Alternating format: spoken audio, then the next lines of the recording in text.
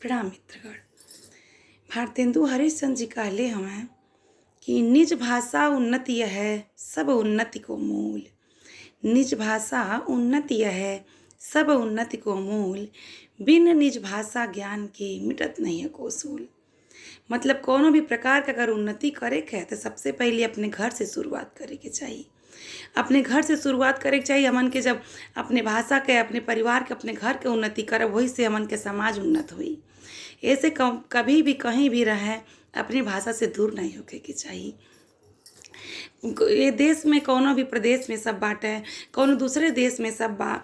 अगर हमन के अपन भारतीय हई, अगर हमन के गांव में रहे वाला व्यक्ति हई आ भोजपुरी बोलत बाटी, अगर कोनो भी देश में विदेश में हमन के चल जाइल जाई, हमन के भोजपुरी छोड़ले नहीं हई। जैसे कि कोनो परेशानी पड़ गई तो हमन के अपन भोजपुरी भाषा में दुख तकलीफ निकली। कितनों हमन के अंग्रेजी या फिर दूसर भाषा बोल ले हैं, कभी कोनो परेशानी पड़ गई, कोनो तकलीफ हो गई तो आत्मा से हुआ अपन शब्द भोजपुरी ही निकलेला। तो ऐसे अपने भोजपुरी में कभी भी शर्म नहीं महसूस करे के चाहिए।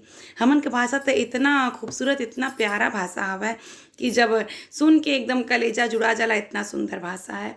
तो कहीं भी रही तो अपने भाषा में बोलले में, अपने भाषा में बात कैले में शर्माए के नहीं चाहिए।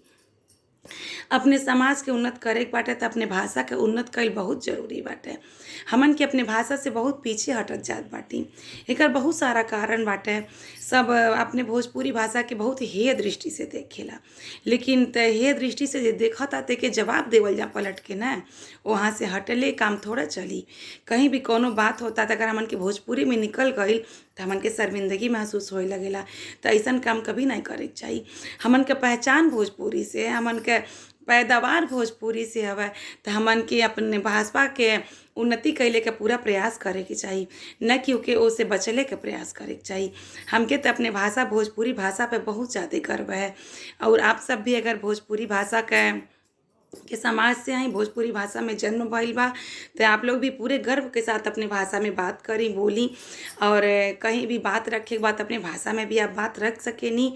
और ये बहुत अच्छी पहल है। काहे कि अपने भाषा के उन्नति कईल, अपने समाज के उन्नति कईल, अपने बूढ़ा बुजुर्गन के उन्नति कैले के समान हवे। तो ऐसे अपने भाषा पर हमेशा गर्व करे के चाहिए और अपने भोजपुरी के आगे बढ़ौले के पूरा प्रयास करी आप सब।